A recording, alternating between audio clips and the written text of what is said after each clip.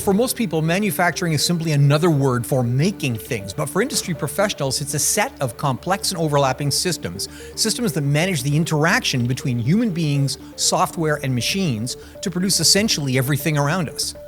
Now, managing that process has never been easy, but it's always been dependent on a full and accurate understanding of the process. To manage it, you first have to measure it, and to truly understand complex manufacturing processes, the correct tools must be used to make sense of a flood of data. But what tools and how? Now, joining me to shed light on this complex issue is Michael Buchli, Solidworks manufacturing expert with Dassault Systèmes. Mike, welcome to the show. Hey, thanks for having me on. It's good to see you again. Yeah, Mike, is there so much to talk about? I mean, it's so topical right now, and there's a two-letter acronym that is the fly on the wall, and we'll get to that for sure before this conversation is over. But to start, can we sort of define the problem to begin with? Is that we have kind of a world in which historically, if you managed manufacturing process as a production engineer or a shop owner for an SME, in your mind, you visualized what your production process was and sort of how it operated, and it was sort of locked between the ears there. But we have sort of better ways to do that now, don't we? Yeah, I think when you and I first started in this world, everything was converting 2D to 3D, visualizing in your head, and the same applied to the shop, right? Like I'm visualizing in my head how all this stuff is going to work. Pre-Tony Stark, Iron Man days, right? And today, because of the amount of data that's there, we all have to process it in a different way. Plus, with skills gap and all the other things that are going on, people don't have 10, 20, 30 years to develop that ability to visualize all those things in their head. Plus, product moves faster, right? So we have to rely on the data that is being brought in and then use other technologies and tools to be able to process that data faster and quicker. Yeah. Now, manufacturing processes are getting more complex. The equipment is getting more sophisticated. We're introducing elements like industrial automation at higher levels now than in the past.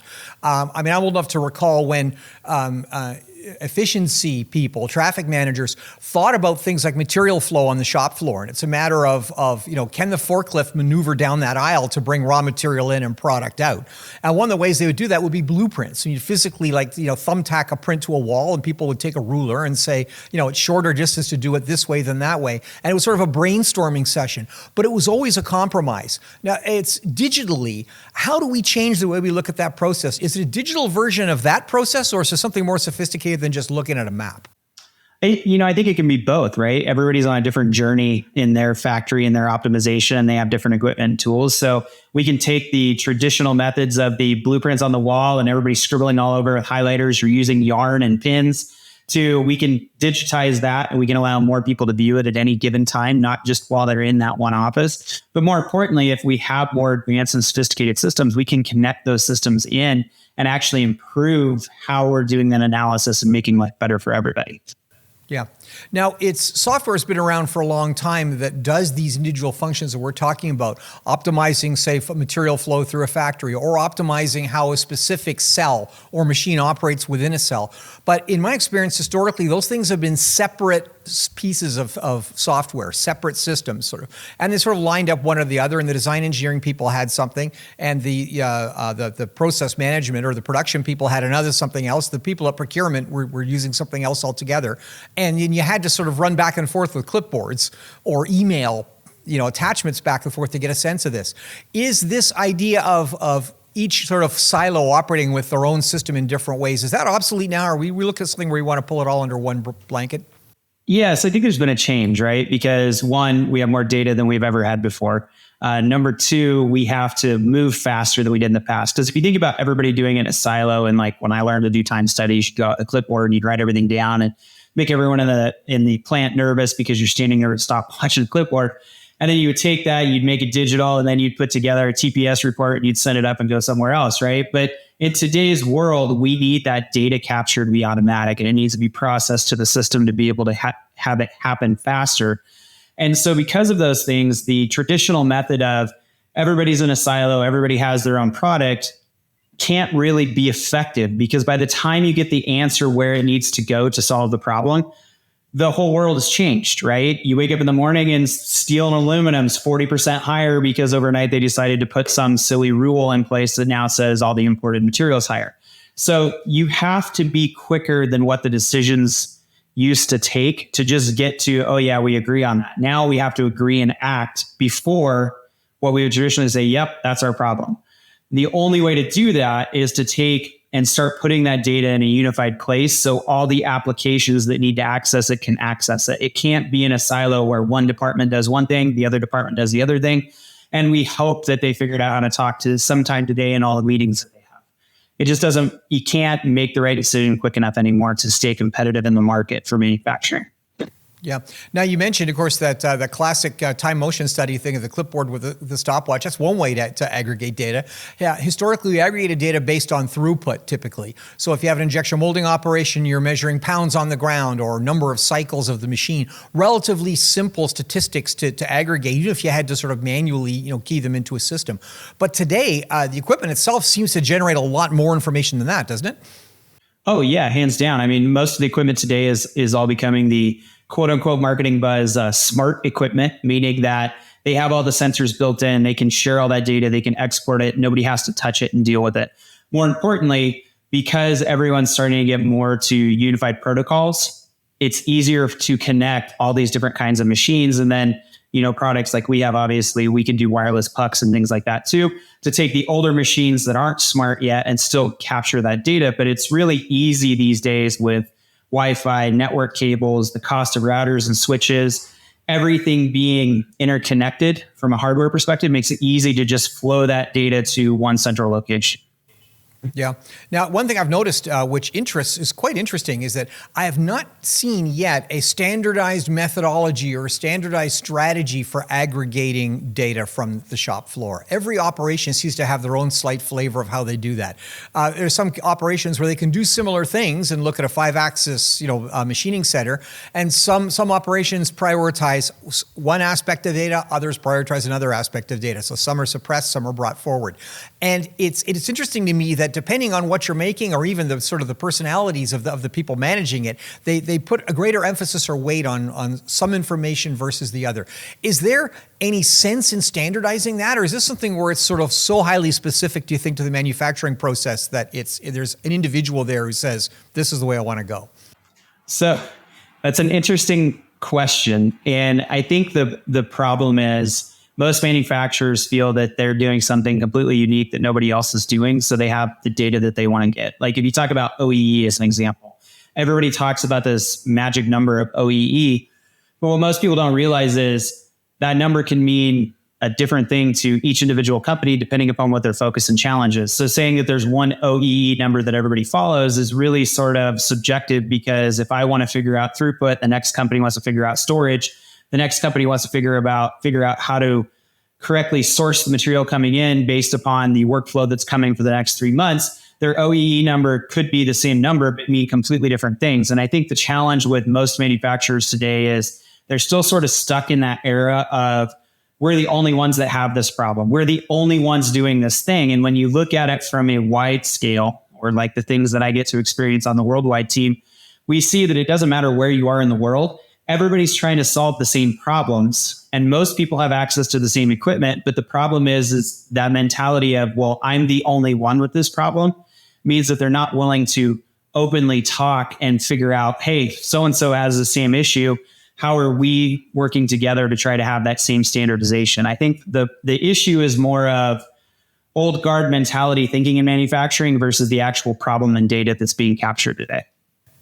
Well, it's funny you mentioned that, because you talk about OEE as an example. An example of a robotic assembly center, a machining center, all the sort of typical things, injection molding, on all the sort of standard ways we think of manufacturing.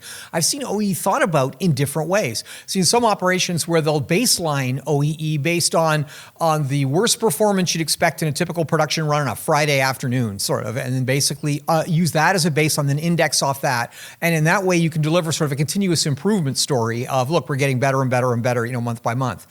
Others who turn around and say, we're going to baseline the highest performance, highest output at the highest quality of this machine under perfect conditions, in which case they're actually sort of going in the other direction. They're struggling with 70, 80, 90%, with the goal being the 100%. which is never attainable. And some of the pretty sophisticated ones I've seen where they'll do things like do it like an SPC process, where they'll have sort of a standard output from a piece of equipment or a line at that point, and then set upper and lower control limits, and then basically operate it like as if the machine performance is itself an attribute, like the things that you'd measure. Is there any one sort of best way to think about this?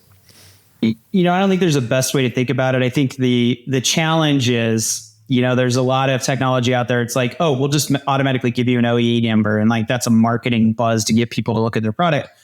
But it's really a scenario of the OEE number only means something to you as a company in the process you have. Is there a right or wrong way? There's not a right or wrong way, because if I'm a company that's 80% automation versus a company that's 80% manual labor, you're never going to be able to correlate those two things to have a universal OEE number that means the same thing between two different companies. So I think it's really a matter of, we put a lot of emphasis on a buzzword like that versus just looking at, okay, me and my organization, if I'm 80% automation or 80% manual labor, how do I get the most out of those environments? Which is, back in the day when I learned how to do all this stuff, that's what we looked at.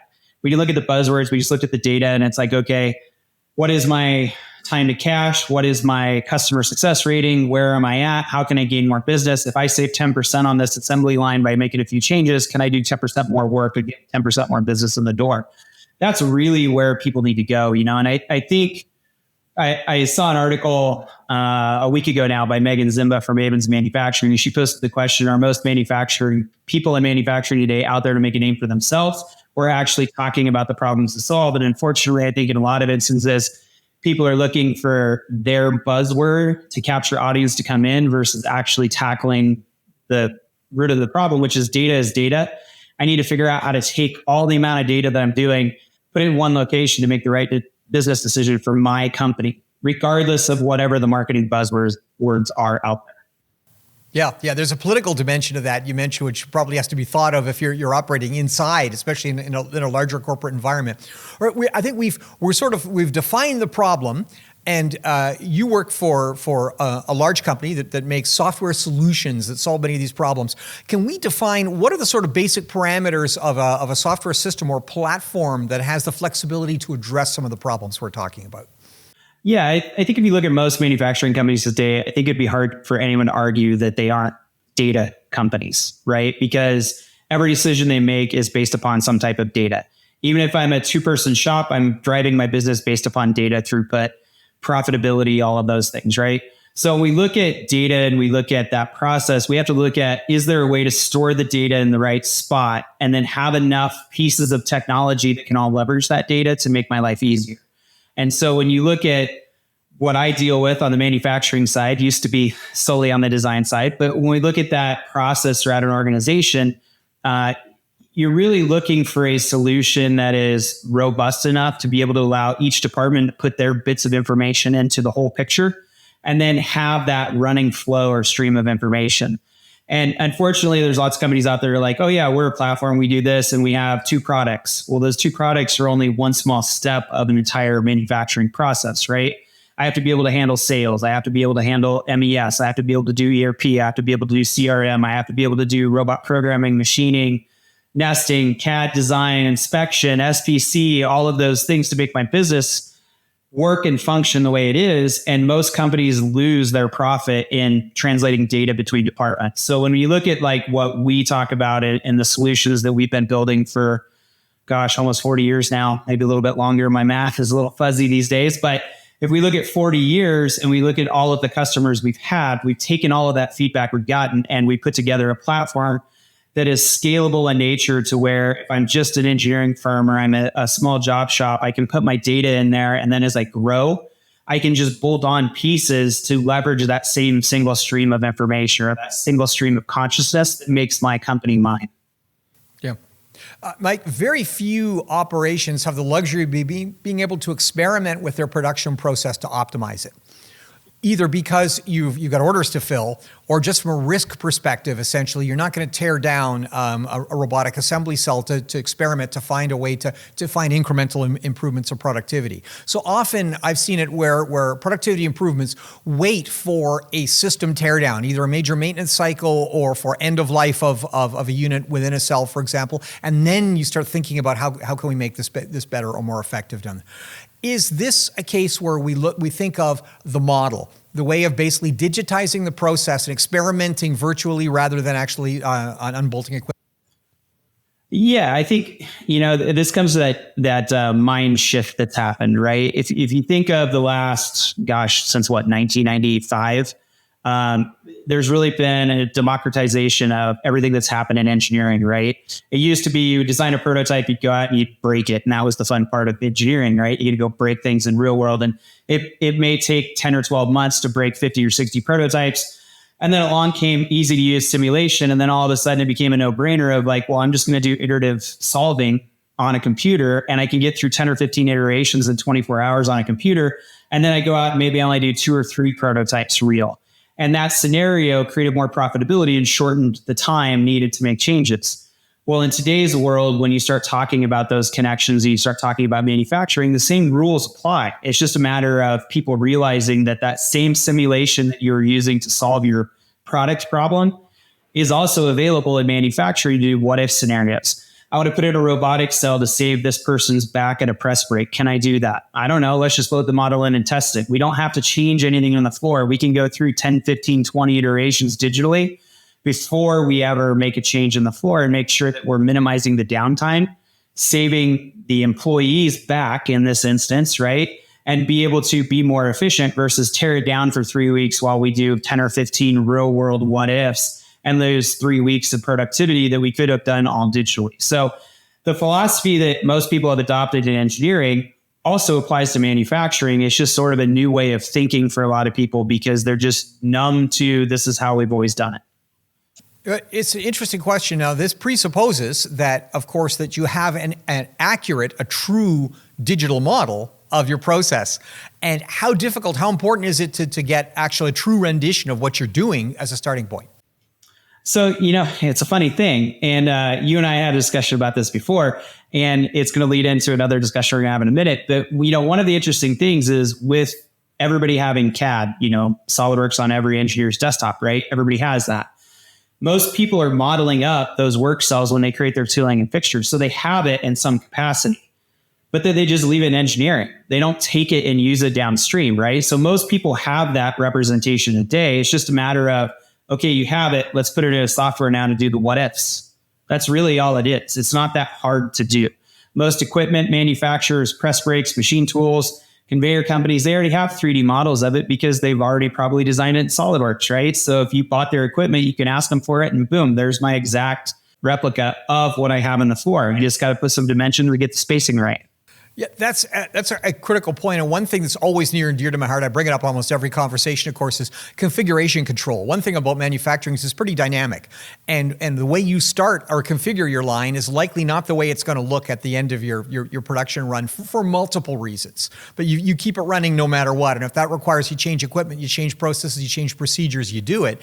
And sometimes historically there was a lag between the change and the formal notification of the change and the way the change would ripple through the paperwork so the people in the front office know there's been a change. These platforms, is this a way to kind of clean that up? Because you can have disastrous consequences if you don't control change. Yeah, I think traditionally, you talk about the process you had, and we both lived that life at one point. It was very manual. It's paper, right? I would go fill out a paper and then I would take it up to someone and they would do it and they would do it and they would do it and get to engineering, and engineering's busy working on tomorrow's problems, not today's.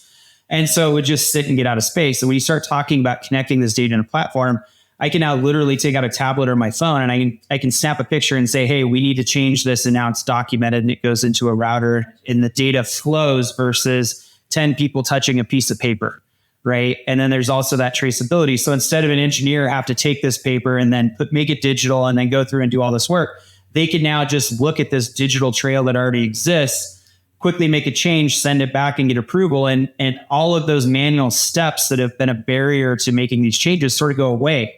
Plus I have traceability. If people leave as a company or a management team owning this company, I now know the history and it's all right here. I can look it up anywhere at any time.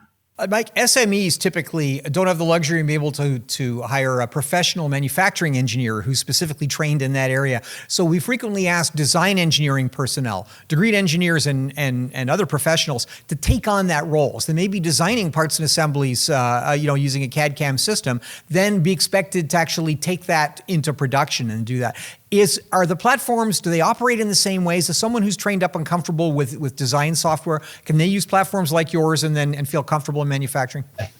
Yeah, absolutely. Because one of the benefits and the safety nets of the platform of a platform is the ability for us to have one person do their thing, like an engineer that knows a CAD tool. They can read that change action that happens, make their suggestions, and then send it out to the team for review. Like, hey, this is what I did. Are you guys all okay with it? And everybody can comment back on it, and there's that trail, and they can easily make a change. They don't have to go sit in a room with a meeting and then deal with the dynamics of human personality that sometimes don't really clash between front office and shop, right? But it's a scenario of, by having these tools being digital and being able to capture those chat conversations, communities, markups, things like that, it allows them to do their part, pass it on, take feedback, make a change, and do it without, okay, I designed this, now I'm going to print out 50 sheets on a D-size paper, and then I'm going to take it into a room, and then everyone's going to argue over the fact that they can't see, they don't understand, they don't know where it's going. We're now simplifying that whole trail and the amount of data to where each person can feel comfortable doing their piece without having to be an expert at the whole. Yeah, haven't we all seen that? We also have a global manufacturing world, and a chaotic one right now, where we're looking at what may be a wave of reshoring of manufacturing from foreign divisions, foreign operations to America. If that happens, we're going to see tooling, equipment, machinery either scratch built in the US or brought back from overseas operations, in which case you may have engineers who built an assembly cell or a machining center who live halfway around the world. Is that collaboration now, or at a point now where we may require the expertise of an engineer who's 8 time zones away, or maybe is on a completely different continent at the same time? Is that kind of connectivity going to be an important part, do you think, of making these platforms work? Yeah, absolutely. Because where the equipment was created and who created it shouldn't matter if I have a product to build, right? And the challenge we've generally had is language barriers, viewing barriers, emails, time zones, like you said. And one of the benefits of the platform is, there's conversations, there's video calling, there's design reviews, like in our A apps for Solidworks manufacturing products. I can jump on and I can do a co-design review. We're both looking at the same screen, commenting, conversing, all right there. So we can remove a lot of those barriers that happen, because if we're really looking at, I want to see what you mean and make all of these things work together, we have to have the common language. And the common language is the machine, the equipment, the design, the throughput. It's not the CAD tool you use. It's not the CAM tool you use. It's all that data is in one spot that allows to focus on the actual problem, not all the barriers that come up with being on the other side of the planet. Yeah.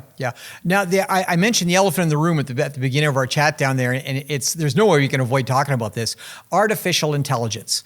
Now, I'm at this point, I'm frankly skeptical. I don't think it's all that intelligent, and I have to wonder. We've had expert systems in manufacturing for a long time. We've had sophisticated algorithm-driven decision making from the design process and on the manufacturing shop floor as well.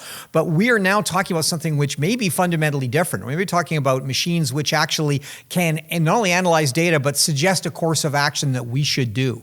Is AI going to be the future of platforms like yours? Are we going to reach a point in which we sort of de-skill the engineering staff and they simply say, what should I do? And it says so? I think there's a couple things we talk about AI, and if we go back to the OEE marketing buzz, right? There's a lot of things out there where it's like, oh, we need to refresh, slap AI on the box and ship it out, right? But when we really look at platforms and the benefit of an AI solution, it really comes down to a virtualized twin. For machines and equipment to understand what's going on and be able to make an informed decision, you first have to have the exact replica in a solution that other pieces of technology can access. Then you have to have the amount of data that can interact with that exact replica of the real world. Once you have those two things, then you can use AI to do all kinds of automated smart things. But there's a confusion out there in the world that you can jump directly to AI without first having a virtual twin. Well, if you don't have all the parameters in a software to be able to make the right decision, you're just automating templates at that point, which is things that we've had for decades now at this juncture. So there's automation and there's AI. And the only way to get to AI is, one, you got to have enough data for it to make a decision. But most importantly, you have to have that virtual twin. So when you look at like the platform that we have and the things that we're doing on the manufacturing side, our first step is we build the virtual twin, we build the replica, we have the kinematics, we have the motion, we have the spatial distances. And then from there, we can leverage that information to make the right decision long term. That's really where AI is going versus, hey, I have this automated template that exists somewhere and now I'm just going to go pull from it. And look, that's AI. That's not AI. That's automation because it's just taking a template and copying it over. So I think there's a lot of discussion that has to happen there, but really you can't get to AI without first having a virtual twin. Well, it's an interesting point. So, I mean, the AI basically needs the virtual twin the same way that humans do. Yeah, 100%. I mean, if you look at, like, there was a buzz this week going on about there was a movie that was made and some kid took this AI tool and recreated the exact same scenes, right? Using different characters. And it's really hard to tell the difference. Well, what first happened? First, there was the original movie. Then there is the processing of that original movie. And then there's the replacement of the characters that happen to exist in that movie. It first started with the movie as the foundation. So when we look at manufacturing, we're talking about the same thing. You have to have that original foundation, which is the virtual twin. Yeah. Now, seriously, you mentioned it because it's when I hear about virtual twin, especially from SMEs, the pushback I get often is, I don't have time and I can't afford to go down there and manually input all the details I need to do to actually make a high fidelity twin. And then at the same time, it's just too expensive. The platform's too expensive. The cost of implementing is too expensive, basically, and I can't do it. I'm going to have to wait until an affordable solution comes up. Then on the flip side, I hear individuals that have adopted it who say it's actually not expensive compared to incrementally using 5 or 6 different platforms to do various things anyway, and your equipment's generating a slew of data anyway, which you're ignoring. So why not pick it up if it's lying there? You know, and that's an interesting thing. And I think back to 2 things.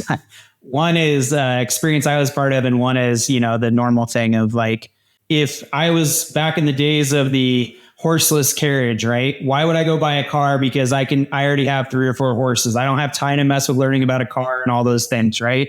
And if Henry Ford had listened to everyone about his car, they would have just made faster horses, right? So there's that scenario that we live in manufacturing. And then I remember being part of the demo way back in the day. And this guy saw a demo of Solidworks. He's like, yeah, that Windows stuff, it's finally catching on. And this was like in 2002. So, if you say you're too busy and you say that you can't adopt it, unfortunately, there's going to come a crossroad where it's going to impact your business to where either then you're going to have to pay triple to do it in a short period of time, or someone that has already adopted is going to take your business from that, not to be doom and gloom, but you can't keep up with the way that manufacturing is going to go to maintain profit without looking at adopting this technology, because the people that adopt it will be able to make smarter decisions faster, which will increase their profit, lower their cash to cash cycle, and allow them to win more business. Now, I talked to a lot of manufacturing experts around the world, mostly in the United States, and more and more what I'm hearing is that the future of manufacturing is not with very large firms. It is with the medium-sized enterprises primarily, and small enterprises that grow into the medium size, because it's going to be supply chain dependent. And more of large firms are pushing design responsibility for fairly complex assemblies down the supply to their supplier base. So it's that fat middle may be where the action is in manufacturing, according to many experts. It's the question then is that, can these platforms, if they're implemented correctly, is this a tool that the SME can use to say, yeah, I can break into that sort of a fat middle ground and become, say, a very profitable tier 1 or tier 2 to a Boeing or a General Motors? Is this a way forward? Yeah, I believe so. Because when you talk about the middle, you're talking about the capability of mass customization, right? They have a lot of expertise in a lot of different areas, and they can be nimble and flexible as things change, where traditionally a large organization has put in a process and they follow that process, right? So when you start looking at AI technology, start looking at platforms, if you go down the path of adopting it, realizing that how you've always done it may have to change a little bit, right? For the greater good of 5, 10, 15 years from now. The advantage of AI is it has success when there's more variation because of the fact that you're making different decisions based upon history. So the middle area is where a lot of this potential is going to be, because you're a jack of all trades doing all these different things, and you're using AI and history and the virtual twin to make smarter decisions as you go. If you're just doing the same thing over and over and over, that's no different than an automated template, right? I get the TPS report, I take it to the guy because I'm a people person, that same story. Whereas if I have different products every day, but I want to maintain a level of consistency, using AI and using a platform allows me to pull from my history to make more consistent decisions across the organization versus, oh, well, Barb's been here since, the beginning when there was 3 people. You just go ask Barb and she'll deal with it. There's this dynamic that has to happen to be faster, and AI and platforms allow that, especially in highly modular or mass customized businesses. Yeah. Mike, last question. How do you begin? How does that SME basically, who's got a scattershot approach and they've got data all over the place, they're using multiple different packages, trying to make it all work. They know they need to move forward, but you've got to start somewhere. How do you begin? How do you start? Yeah. So the way we've seen it start and be successful for most people is, one, obviously we work with them to consult, and there's a million different ways to go, but generally it's, let's start with a project that has the most immediate need for improvement, and let's work through that project. And by the time we get through that project, you'll have an understanding of where it is you want to go, and you may want to keep on that path, or you may say, okay, that one solved that problem, but we now need these other tools to plug in because here's the next area we want to solve.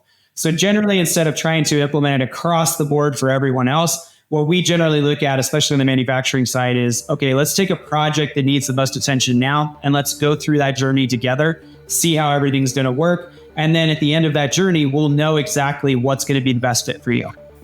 An interesting journey. Mike Buchli, Dassault Systems SolidWorks. Thanks for joining me on the show. Thanks. It was great to be on again. And thank you for watching. See you next time.